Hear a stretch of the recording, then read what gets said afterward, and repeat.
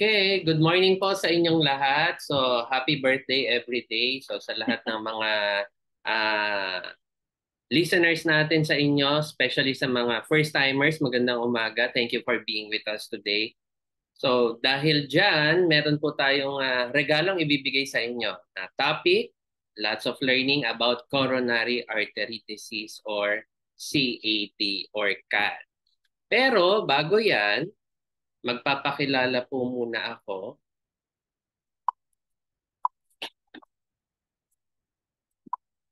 Wait lang. Yeah. Ayan. So, alam nyo ba, we met Herbalife 2014. So, ganyan po ako kalaki. So, by the way, I am an internist, pulmonologist, and alam nyo sa aking career, medyo stressful din po siya. No? Ang daming iniisip, ang daming kinoconsider, iniisip ng mga pasyente. Medyo stressful. Kaya dahil dyan, madalas gutom ako. And pag ako nagutom that time, di ko na iniisip kung healthy ba to o hindi. Ang mahalaga sa akin, mabusog. Kaya lumaki ako ng ganyan, no? At dahil diyan, umabot ako ng 209 pounds. So sabi ko sa sarili ko, bakit ganito nung ganyan nakalaki? Hindi maganda yung pakiramdam ko. I feel old, madali akong hinihingal. Sabi ko, ayoko ng ganito. Buti na lang, along the way, we met Herbalife 2014. So simple lang ginawa namin through our angels. Sabi, palitan lang yung traditional breakfast and we did.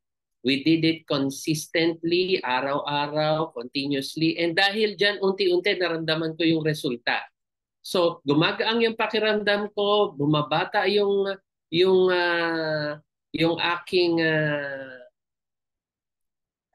itsura, napapansin nila, uy, sabi ko, yung kumpiyansa ko gumaganda sa sarili ko. So sabi ko, ituloy na nga namin. And dahil dyan, dahil tinuloy namin, dahil nag-behave kami, I lost a total of 22 pounds at 4 inches sa aking waistline.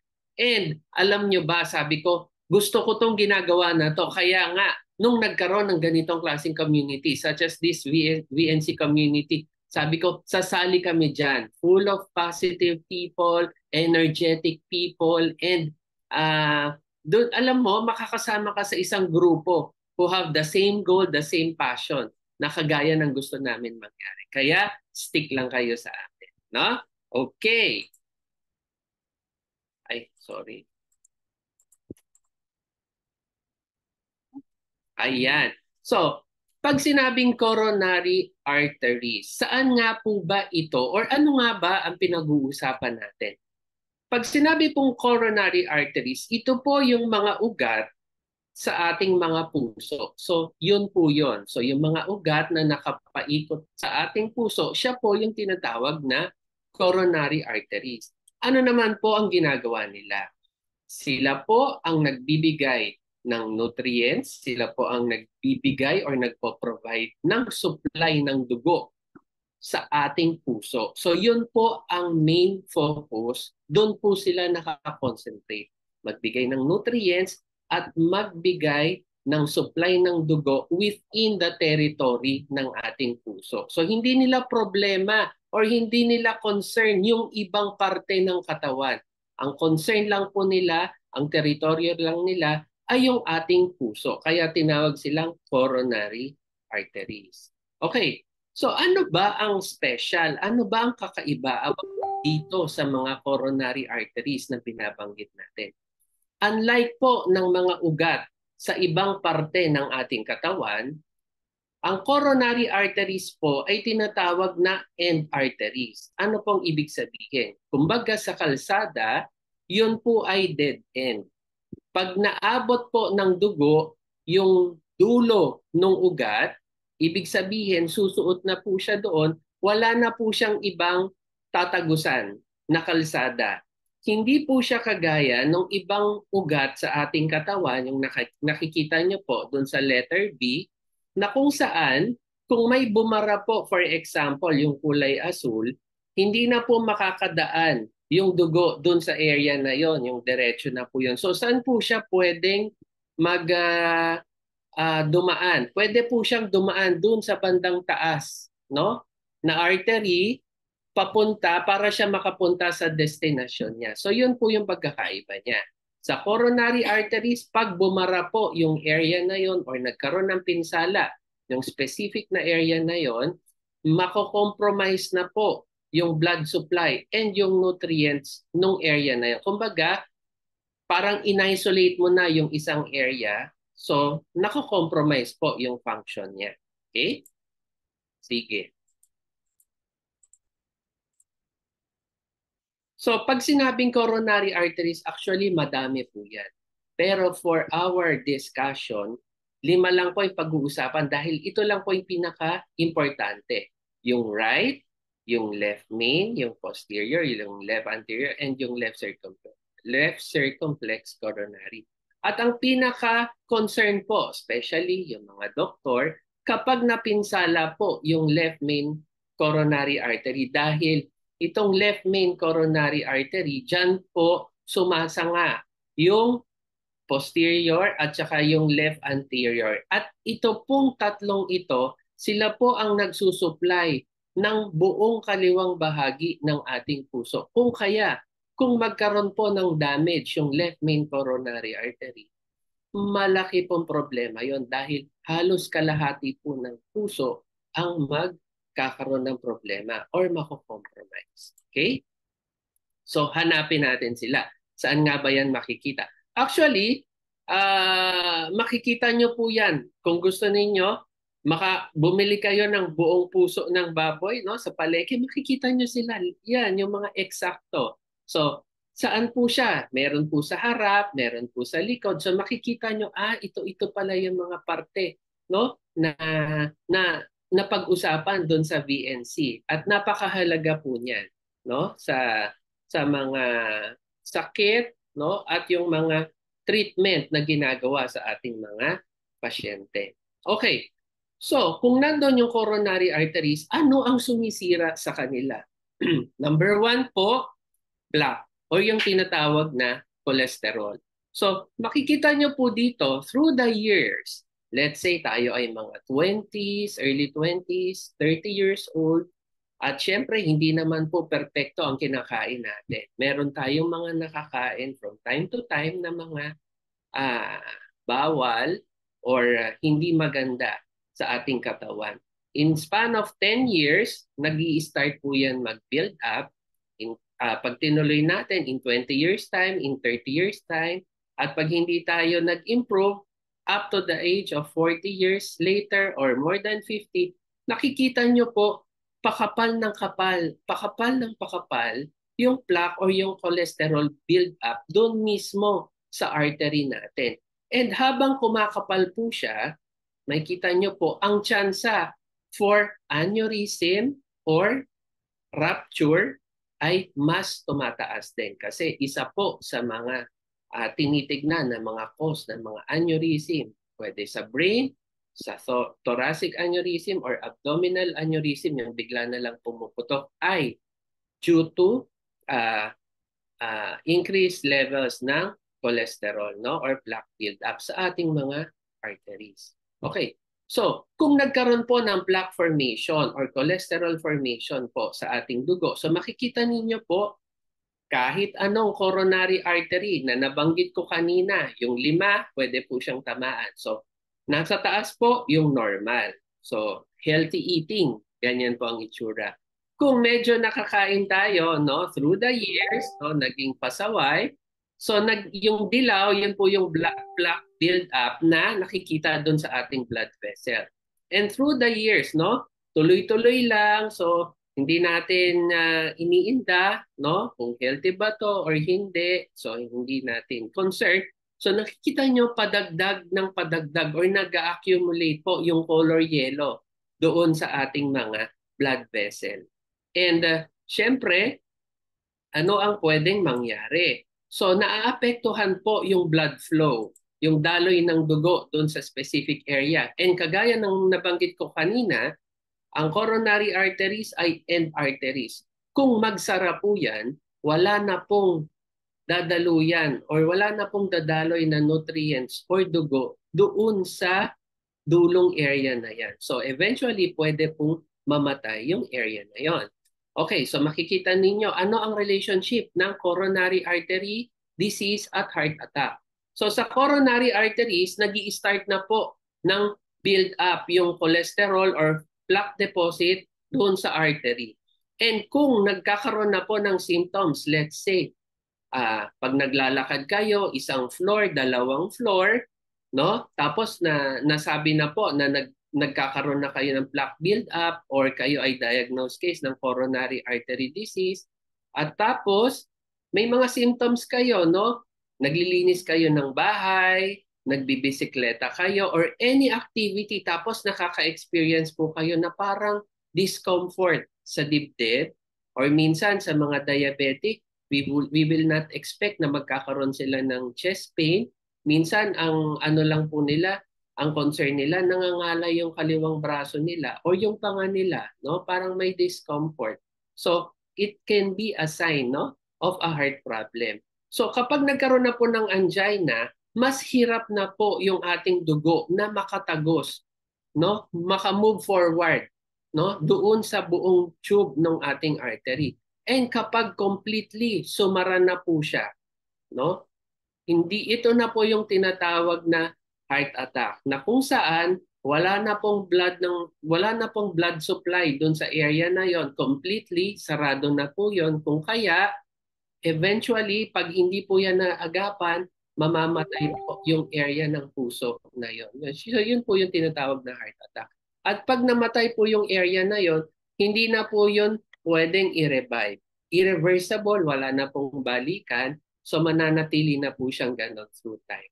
And kapag ang puso po ay namatayan ng specific na area, nako-compromise or nadadamay yung ibang buhay, no, remaining na healthy heart cells, kasi gagampanan po nila yung tungkulin or sasaluhin nila yung function, or mag-a-adapt sila, mag-a-adjust sila doon sa namatay na bahagi ng puso, no? Kaya nagloloko na po eventually ang ating puso. So ano ba ang cause? Ano bang mga kadahilanan? Bakit tayo nagkakaroon ng plaque formation? Actually, nasa sa atin din po yon.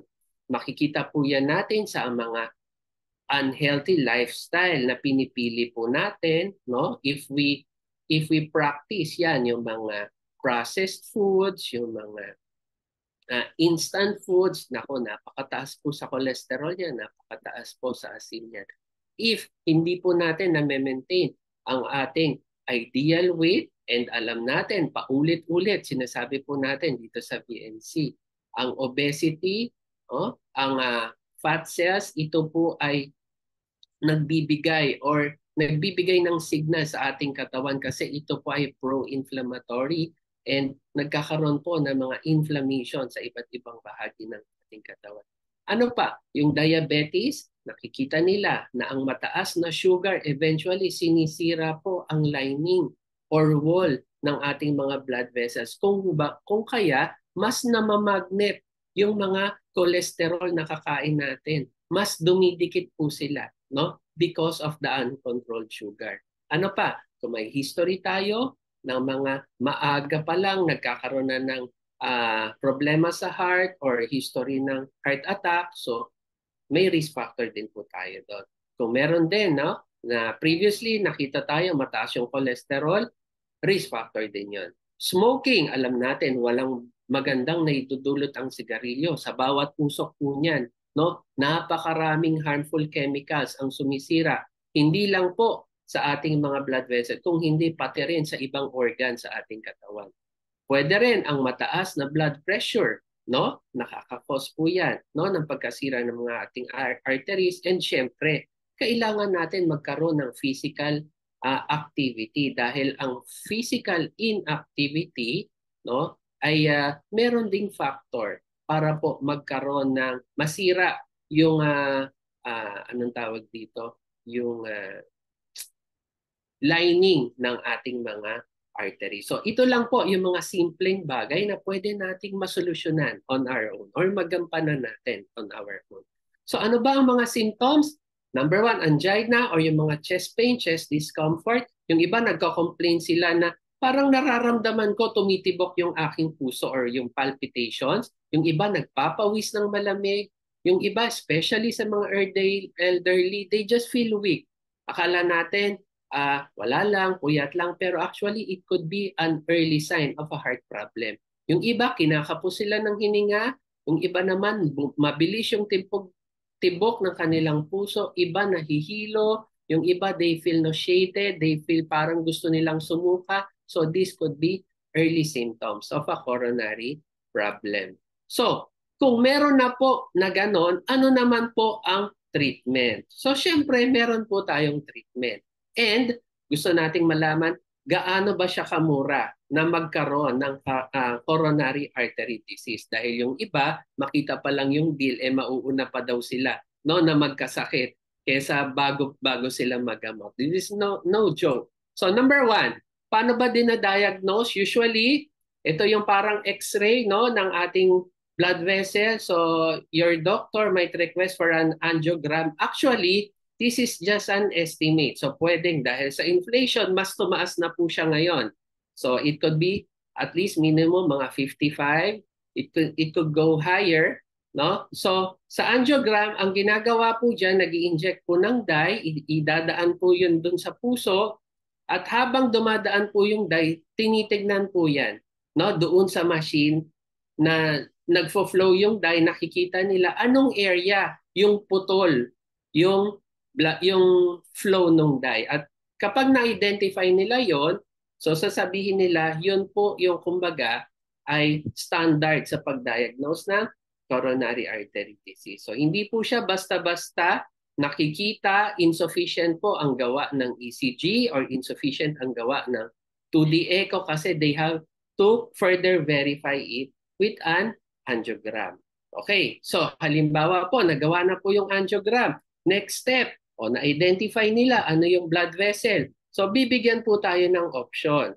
So anong pwedeng gawin? So sasabihin sa inyo ng doktor, you can be a candidate for an angioplasty na kung saan na ito po yung blood vessel, nagsusuot po sila ng balloon doon sa area na affected at pinapalobo po nila para mag-expand ulit or bumalik sa dating diameter or caliber yung lumen or yung butas para maganda ulit yung blood flow. So nakita ninyo dyan, pagkakabit ng balloon, so gumaganda na po ulit yung blood flow pero may iniiwan po sila dyan na stent po yung balloon mismo. So, ang presyo po niyan, kung isang vessel, ilan pong vessel meron sa coronary artery? Let's say nalagyan po kayo ng tatlo doon. So triple, so 300 times 3, no? So 'yun po yung presyo nung balloon. And hindi po 'yun doon nagtatapos kasi pagkalagay po ng balloon, of course, kailangan nyo pong mag-maintain ng gamot para po hindi masayang or hindi masira yung balloon. So, pwede kayong i-maintain po sa mga blood thinners para hindi mag-clot yung blood. So, hindi pa po doon natatapos yung gastos. So, ano pa? Let's say naman po, hindi kayo candidate for an angioplasty. May isa pa pong tinatawag na bypass or CABG. Ang presyo po niyan, ayan. Again, pwede pong it can be higher now kasi due to inflation pero that time po mga 1.2 to 1.5. So ano naman po ang ginagawa? Bina-bypass niya. So gumagawa po siya ng bagong kalsada mula doon sa area na maganda yung supply papunta doon sa area na kung saan lagpas na doon sa baradong ugat. So makikita nyo po dyan, doon sa color white, yun po yung bypass na tinatawag. Saan sila kumukuha? Usually yung mga binti sa paa, nag-harvest sila doon, nililipat po nila dyan. No? So, meron po kayo naririnig, kung isa lang, so bypass, dalawa, double bypass, tatlo, triple bypass, apat, quadruple bypass. So times 4 lang po or times 3 or times 2. Ganun po ang presyo. So kung kaya nga po, sinasabi, parating bukang bibig, no? Meron naman tayong mga HMO, meron naman tayong mga health card. Nako, ang health card po, kaya po nating ubusin yan. Kahit wala pang isang linggo if you underwent this procedure. Kaya nga po, parating sinasabi, no? Ingatan natin ang ating kalusugan. So may kita ninyo po dyan kung paano po ginagawa at ano-anong areas yung mga usually tinatamaan. Okay, kasi sabi nga po, ng aking paboritong uncle, no, si Tito Benjamin. Ako rin ay naniniwala dito. An ounce of prevention is worth a pound of cure. Huwag na po nating hintayin ang problema. Bago pa dumating ang problema, iwasan na po natin kasi nasa huli parati ang pagsisisi. So, our diet is a bank account. Good food choices are good investments. Of course, if nag-invest tayo sa magagandang pagkain, ang return nito ng investment natin, good health, no? Healthy body, active body. So yun po. Pero if we invest on bad food choices, malaki po rin ang losses na makukuha natin dyan eventually. Kaya nga say yes na po tayo to good nutrition.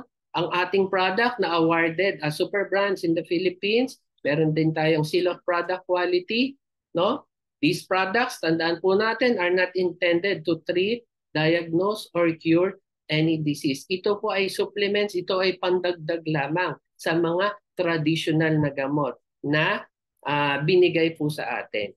And dahil dyan, dahil talaga namang hindi matatawaran ang kagandahan at epekto sa katawan natin, itong mga healthy meal replacements na to, number 1 tayo, tinag tayo as number 1 in the world when it comes to meal replacement, weight management and well-being, and active and lifestyle nutrition. And with that, thank you po. I hope marami kayong natutunan. Iwasan natin ang gastos. Let's choose to be healthy and let's start it now. Again, thank you and back to you. Back to my wife.